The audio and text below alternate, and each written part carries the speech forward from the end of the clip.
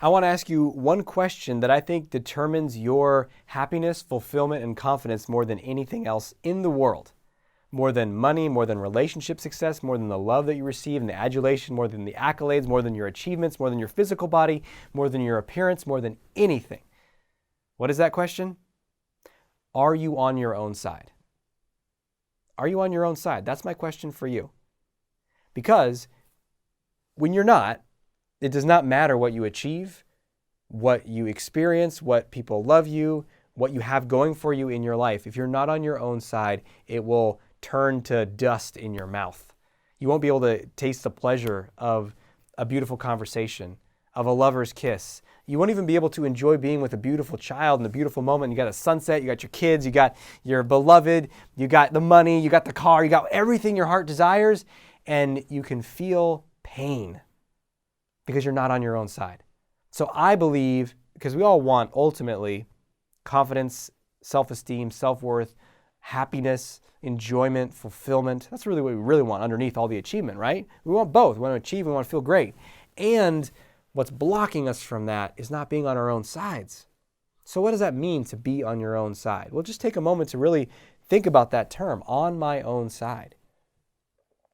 Well, when you're not on your own side, that means you're against yourself.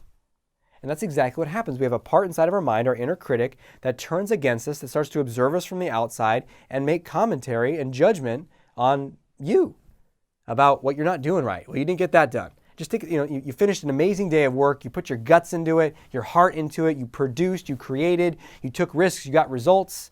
You really put in your time. And at the end of the day, that critic's like, wasn't enough. Yeah, you did A, B, and C, but you didn't do D, E, F, G, H, I, J, K, L, M, N, O, P. Come on. You got to do more, right? You can have an amazing conversation with a lover, with your spouse, deep moment of connection. And meanwhile, your critic's like, this person doesn't really care about what you're saying. They're going to leave you. You're not that interesting. Your stories are kind of boring.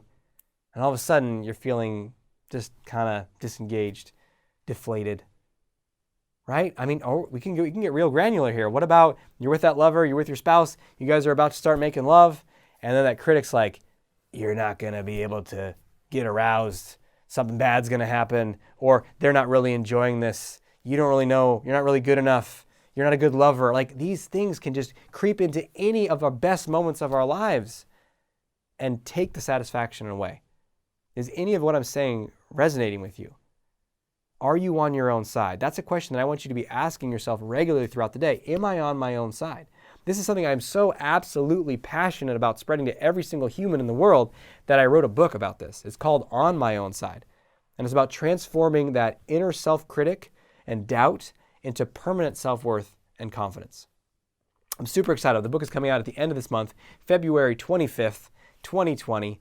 And I'll be sharing more updates as it gets closer to that. But for now, I want you to ask that life-changing question. Am I on my own side?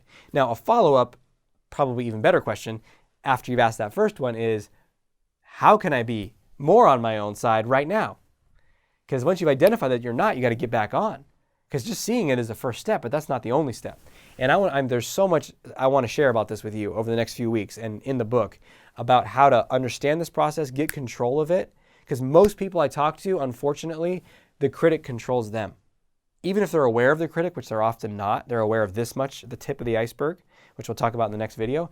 But they don't feel like they have control over it. So like, yeah, my critic tells me I'm a loser, or I'm ugly, or I'm fat, or I'm not smart enough, or I'm not good enough to do that, or I can't achieve, and it's all going to go wrong, and people aren't going to like me. Yeah, my critic says that, but I don't know what to do about it. I can't turn that sucker off. Now that's the problem, isn't it? If that voice is in there and it is influencing you, it's either a trusted advisor that you're like, what's that? No one's going to like me and I shouldn't try. Okay, right? Either that's a problem, or it's just driving the bus and you've just given control. You're like, okay, you know what? You're right. Who am I? I'm not going to try. And now that part's just steering your life. And if that part's steering your life, you're suffering. If that part is nagging at you, you're suffering. So we got to shift this. We got to end this to get on our own sides, which is going to allow us to feel our best and achieve our most. So share down in the comments below. What are you seeing about this on my own side topic? Are you there? How can you be there? What can you do to be more on your own side? I can't wait to hear and talk with you more about this over the next few weeks. And until we speak again, may you have the courage to be who you are, to be on your own side, and to know that you're awesome.